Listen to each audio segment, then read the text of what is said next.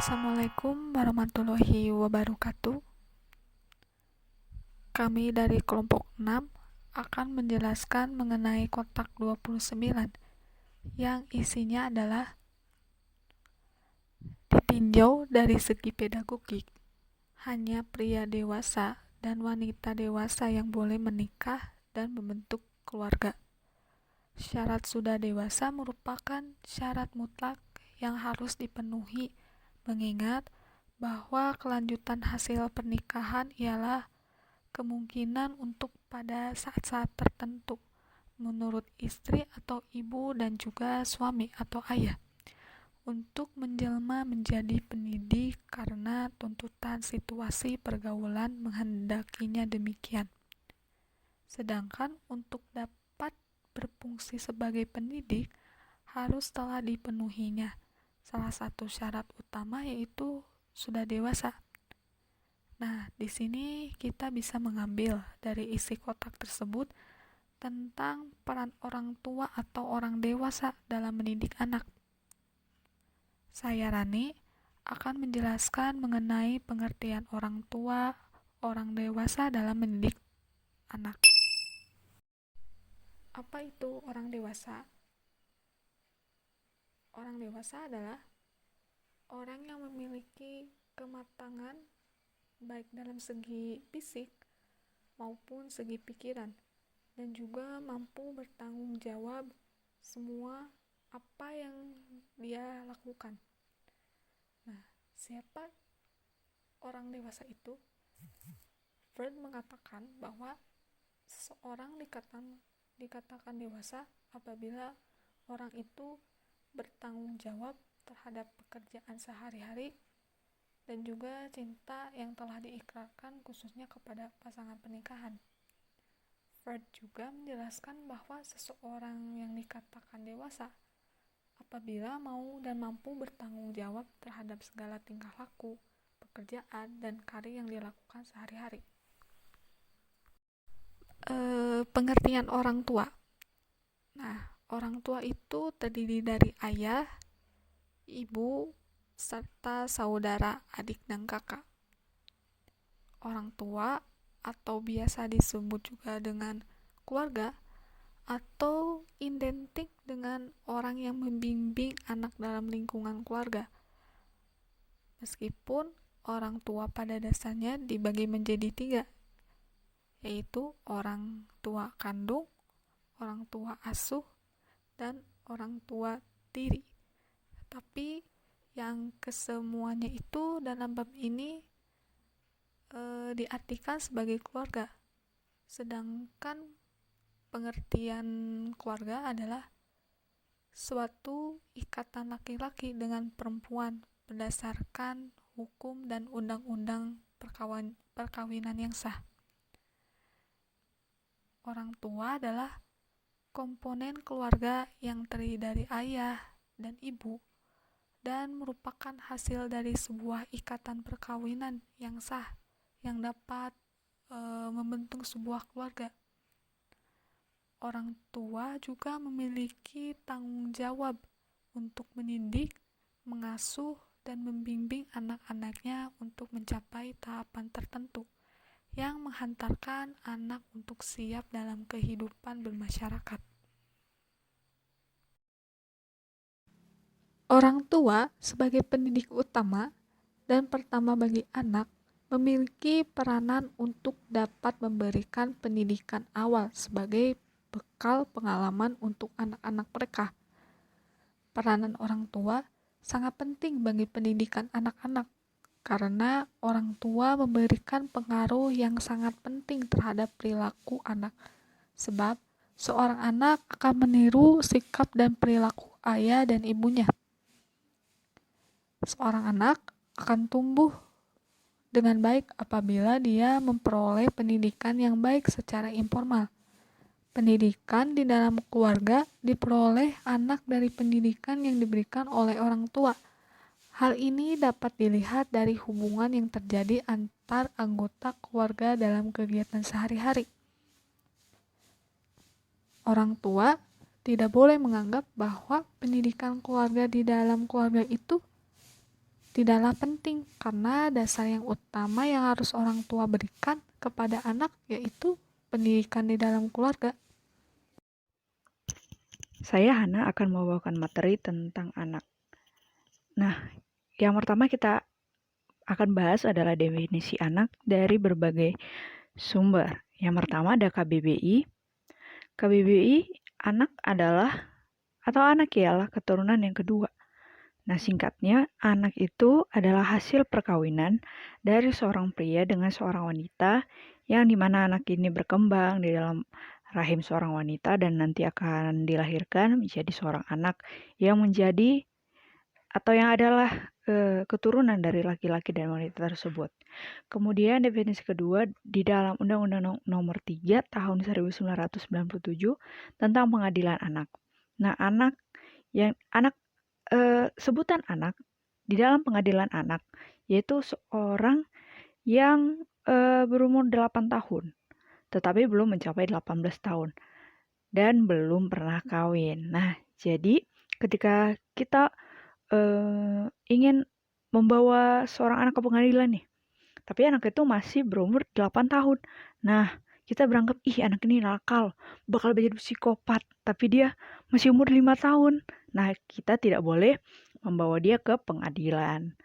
Dan juga ada yang umur 18 tahun. Anak yang sudah umur 18 tahun, tapi sudah kawin, sudah menikah.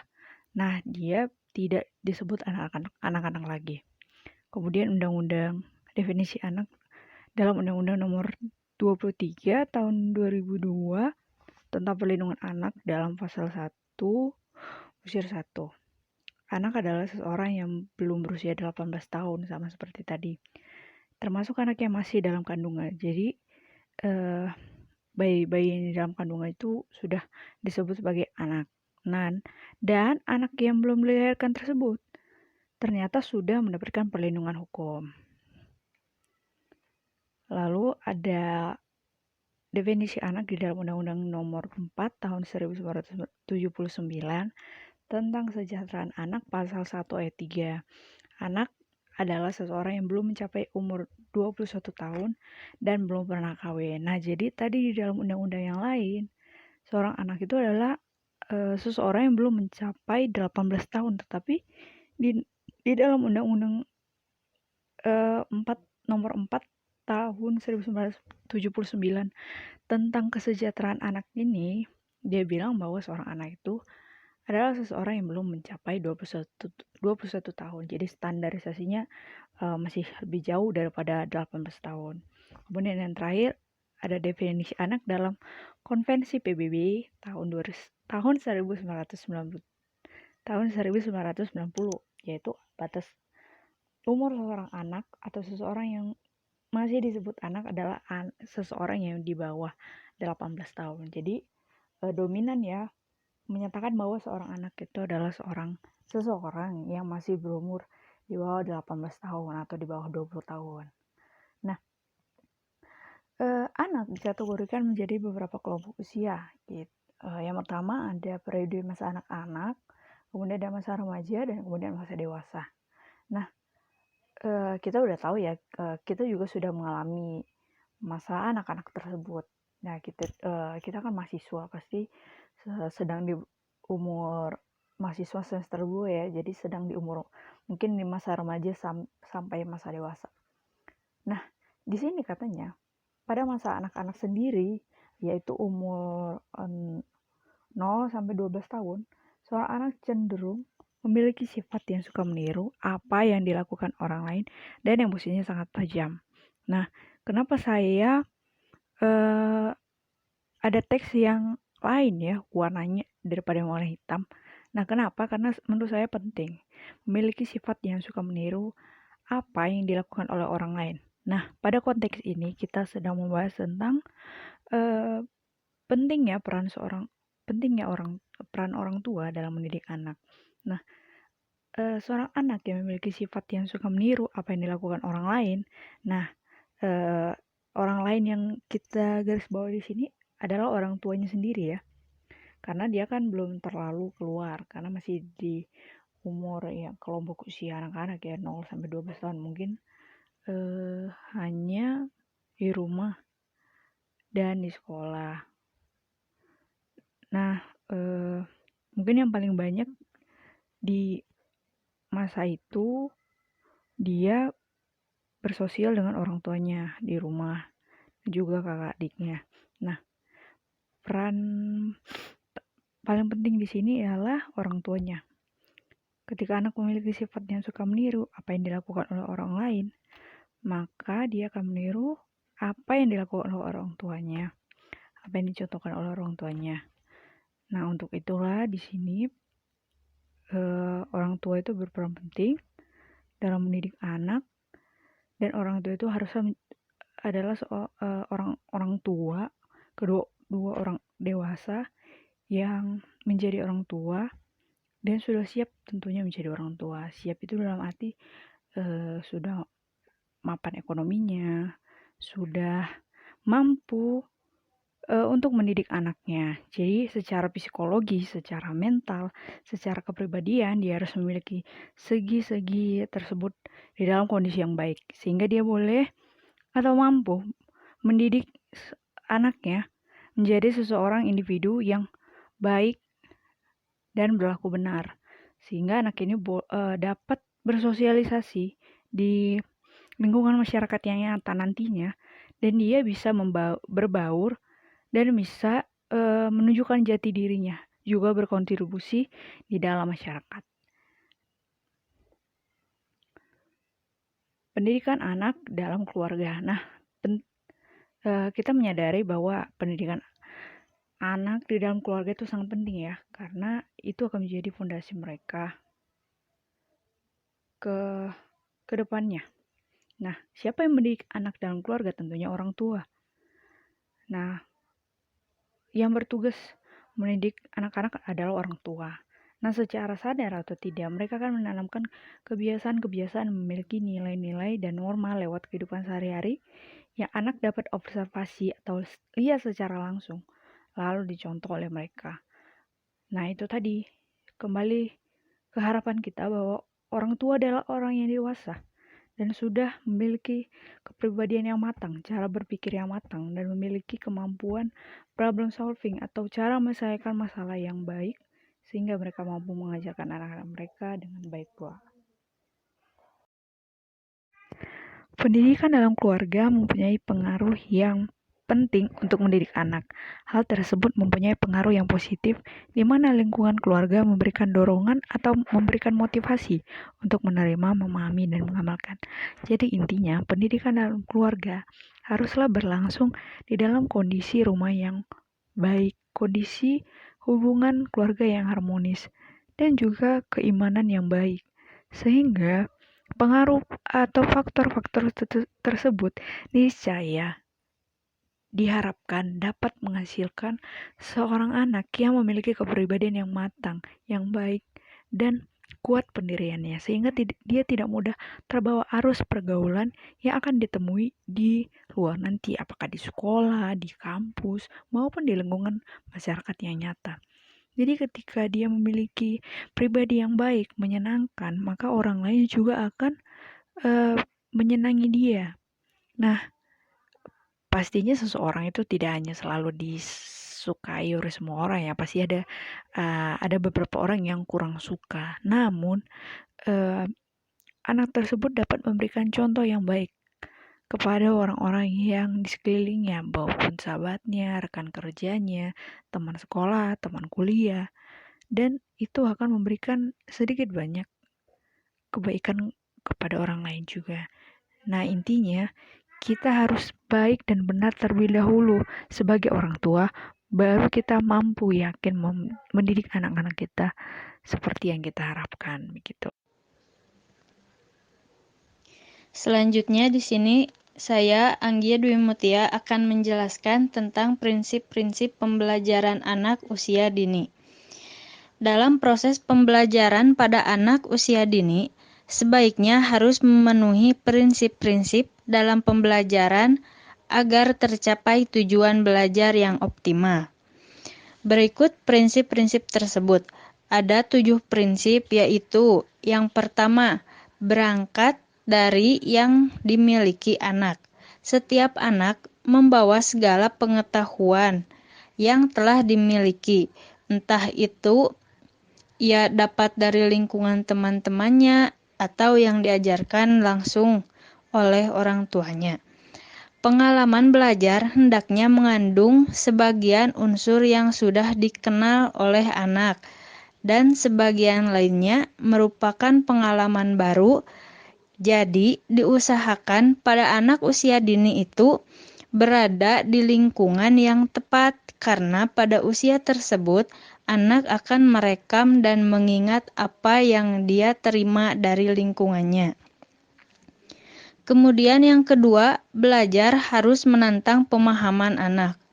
Maksudnya, dalam memberikan pembelajaran, aktivitasnya dirancang harus menantang anak atau memberikan hal baru untuk mengembangkan pemahaman sesuai dengan apa yang dialaminya.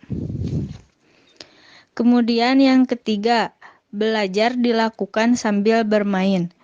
Belajar melalui bermain atau belajar sambil bermain dapat memberi kesempatan anak untuk bereksplorasi, menemukan, mengekspresikan perasaan, berkreasi, menemukan hal baru, dan belajar secara menyenangkan, dalam artian tidak jenuh karena belajar itu-itu saja. Yang keempat, menggunakan alam sebagai sarana pembelajaran. Alam merupakan sarana belajar yang tak terbatas bagi anak untuk bereksplorasi dan berinteraksi dalam membangun pengetahuannya.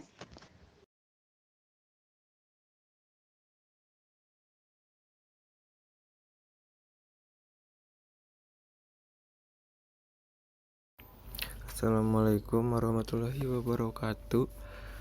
Perkenalkan, nama saya Dewa Ramadhani Perogi dari kelompok 6 kotak 29 akan melanjutkan materi tentang prinsip-prinsip pembelajaran anak usia dini. Pada bagian E, belajar dilakukan melalui sensorinya anak, memperoleh pengetahuan melalui sensorik atau indrawinya. Maka pembelajaran hendaknya memberikan stimulasi yang dapat merangsang setiap kemampuan yang dimiliki anak. Berbagai macam stimulasi seperti visual, penglihatan, verbal bicara, auditif pendengaran, dan taktil sentuhan. Stimulus visual atau penglihatan harus dimulai sejak bayi, yaitu dengan meningkatkan perhatian anak terhadap lingkungannya, sehingga anak akan gembira dengan tertawa-tawa dan menggerakkan gerakan seluruh tubuhnya. Tetapi, jika rangsangan itu terlalu banyak, maka akan sebaliknya, yaitu akan menangis dan berkurangnya perhatiannya. Verbal atau bicara akan meningkat dengan menirukan kata-kata yang didengarnya. Tetapi, jika lingkungannya ribut atau terlalu banyak pendengarannya atau auditif, maka anak akan mengalami kesungkaran atau kesusahan membedakan berbagai macam suara. Stimulasi yang sangat penting itu ada dua, yaitu yang pertama verbal dan yang kedua ada visual. Karena perkembangan awal itu penting sebab dapat menimbulkan sifat-sifat ekspansif atau mengangkat alis, membuka mulut dan mata seperti ekspresi keheranan. Dan taktil atau sentuhan biasanya diberi barang ataupun mainan. Yang F yaitu belajar membekali keterampilan hidup, harus dapat membekali anak untuk memiliki keterampilan hidup atau life skill sesuai dengan kemampuan anak.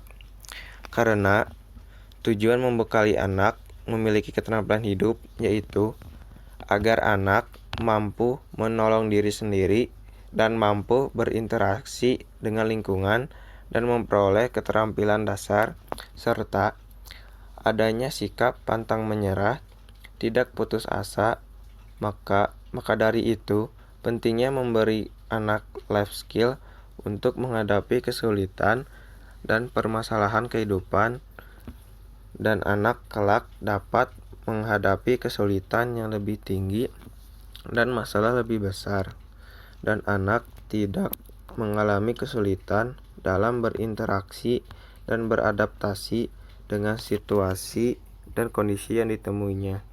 Yang terakhir, alias yang bagian G, belajar sambil melakukan pembelajaran proyek memberikan kesempatan pada anak untuk aktif mau bekerja dan secara produktif menemukan berbagai pengetahuan baru.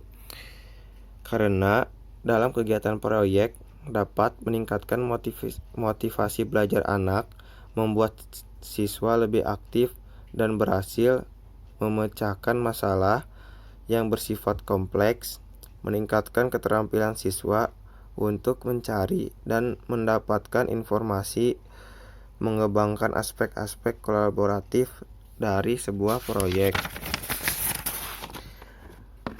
Dan manfaat lain dari pembelajaran proyek yaitu ada 3. Yang pertama, merombak pola pikir siswa menjadi luas dan menyeluruh dalam memandang dan memecahkan masalah. Yang kedua, membina peserta didik menerapkan pengetahuan sikap dan keterampilan terpadu yang harapannya memberikan manfaat dalam kehidupan sehari-hari. Yang ketiga, memperhatikan kemampuan individu dalam kelompok untuk mengembangkan kreativitas, aktivitas, dan pengalaman peserta didik yang dilakukan. Sekian dari saya. Maaf bila banyak kata. Billahi taufiq wal hidayah. Wassalamualaikum warahmatullahi wabarakatuh. Di sini saya akan membahas tentang strategi pembelajaran untuk anak usia dini. Pada hakikatnya, anak-anak belajar dengan cara bermain. Anak-anak lebih mudah disisipi materi belajar karena suasana yang menyenangkan. Anak-anak pun tidak merasa atau tidak sadar bahwa dalam bermain mereka sebenarnya sedang belajar. Maka, proses pembelajaran hendaknya dilakukan melalui kegiatan-kegiatan yang menarik, menyenangkan, membangkitkan gairah dan rasa ingin tahu, memotivasi anak untuk berpikir kritis, serta menemukan hal-hal baru. Oleh sebab itu, strategi pembelajaran untuk anak usia dini haruslah menyenangkan, seperti bermain, bergerak, bernyanyi, dan sebagainya. Ada banyak cara atau strategi yang dapat kita gunakan dalam melakukan pembelajaran untuk anak usia dini. Yang pertama ada strategi circle time. Apa itu strategi circle time? Circle time merupakan strategi yang dilakukan dengan cara anak duduk melingkar dan guru berada di tengahnya. Apa saja permainan yang dapat dijadikan pembelajaran dalam strategi ini? Contohnya bisa seperti membaca, menari, bernyanyi, dan lain-lain. Yang kedua, ada juga sistem kalender. Apa itu sistem kalender? Sistem kalender merupakan pembelajaran yang dilakukan dengan mengaitkan tanggal hari-hari besar pada kalender seperti Hari Kartini, Hari Kemerdekaan, bulan Ramadan, Hari Raya Idul Fitri, dan lain-lain.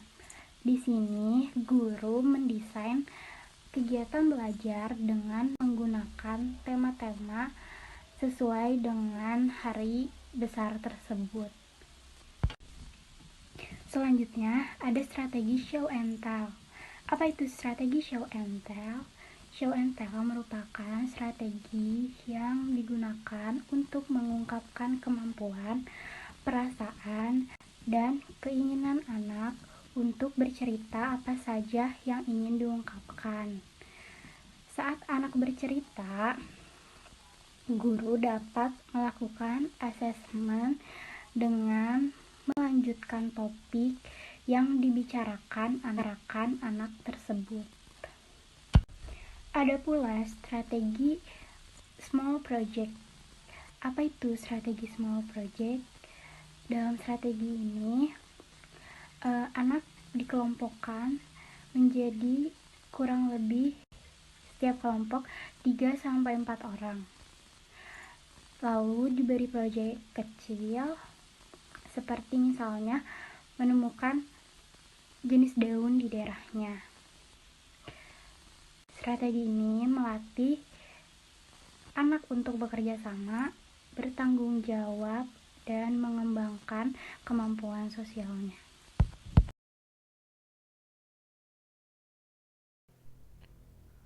Selanjutnya, saya Khairul Rijal Ismail akan melanjutkan presentasi dari rekan saya mengenai strategi pembelajaran anak usia dini. Poin yang selanjutnya yaitu kelompok besar atau big team. Strategi ini dilakukan oleh anak dalam satu kelas untuk membuat sesuatu, misalnya mendirikan tenda. Anak akan merasa puas apabila sesuatu berhasil dikerjakan bersama-sama. Yang selanjutnya ada strategi kunjungan. Strategi kunjungan atau karya wisata ini dilakukan dengan mengajak siswa mengunjungi suatu objek secara langsung untuk memberi pengalaman belajar yang tidak diperoleh di dalam kelas. Kunjungan ini dapat pergi ke sekitar sekolah, pasar, bank, museum, kebun binatang, pantai, dan sebagainya. Melalui kegiatan ini, anak dapat melihat, mengenal, dan mengamati secara langsung objek-objek yang ada dikunjunginya. Selain itu, dengan berkarya wisata akan menumbuhkan minat anak tentang sesuatu hal, meningkatkan perbendaharaan kata, menambah pengetahuan, dan memperluas wawasan anak. Yang selanjutnya ada strategi permainan. Melalui kegiatan bermain, anak diajarkan untuk bereksplorasi dan memanfaatkan objek-objek di dekatnya. Bermain bagi anak juga merupakan suatu proses kreatif untuk mempelajari keterampilan yang baru. Guru menambahkan muatan edukatif pada permainan tersebut sehingga tidak langsung anak belajar. Poin yang terakhir yaitu ada strategi bercerita. Bercerita adalah salah satu metode untuk mendidik anak. Berbagai nilai-nilai moral, pengetahuan, dan sejarah dapat disampaikan dengan baik melalui bercerita. Melalui metode bercerita pula, anak dilatih untuk menjadi pendengar yang baik, kritis, dan kreatif. Maka, guru anak usia dini sebaiknya pandai bercerita. Strategi-strategi pembelajaran tersebut sangat cocok diaplikasikan oleh para pendidik anak usia dini. Meski demikian, tidak menutup kemungkinan jika strategi tersebut di atas diterapkan juga oleh orang tua yang tentunya dengan sedikit memodifikasi dan penyesuaian. Orang tua dapat mengadopsi strategi tersebut dan dikembangkan sesuai dengan kebutuhan anak. Sekian yang saya bisa sampaikan. Maaf apabila banyak kekurangan. Lebih dan kurangnya mohon dimaafkan. Wassalamualaikum warahmatullahi wabarakatuh. Terima kasih kepada moderator yang telah memberikan saya kesempatan untuk menjelaskan tentang pentingnya orang tua mendidik anak. Di sini pada dasarnya anak dilahirkan dalam keadaan yang bersih dan suci tanpa noda. lingkungan, dan orang-orang di sekitar anak yang akan turut berperan dalam mewarnai dan membentuk karakter kepribadian anak. Disinilah pentingnya orang tua dalam memberikan pondasi pendidikan agar dalam perkembangannya di dalam lingkungan masyarakat nyata, ia juga mulai goyah dan terbawa arus pergaulan. Selanjutnya ada faktor-faktor yang akan mempengaruhi anak. Yang pertama ada faktor keluarga. Faktor keluarga yang merupakan lingkungan pertama di mana anak mendapatkan pendidikan. Kepribadian seorang anak juga dibentuk pertama kali di lingkungan keluarga. Maka kedua orang tua dan seluruh anggota keluarga wajib memberikan pendidikan yang mengarah ke pengembangan potensi dan fitrah anak. Yang kedua, faktor sekolah. Faktor sekolah adalah tempat kedua untuk pendidikan bagi anak. Sebagai tempat kedua, sekolah menjadi tempat pendidikan, lanjutan dari pendidikan keluarga. Oleh karena itu, para guru dan pendidik memiliki tugas dan tanggung jawab untuk melanjutkan pendidikan dari orang tua dan keluarga. Yang ketiga ada faktor lingkungan, yaitu faktor lingkungan merupakan pengembangan potensi dasar anak turut dipengaruhi oleh faktor yang ketiga, yaitu lingkungan. Lingkungan di mana anak tinggal ikut berperan dalam membentuk karakter dan kepribadian anak. Lingkungan yang baik akan berpengaruh dalam membentuk kepribadian anak yang akan menjadi baik, dan begitu pula sebaliknya. Sekian yang bisa saya sampaikan. Saya kembalikan ke moderator.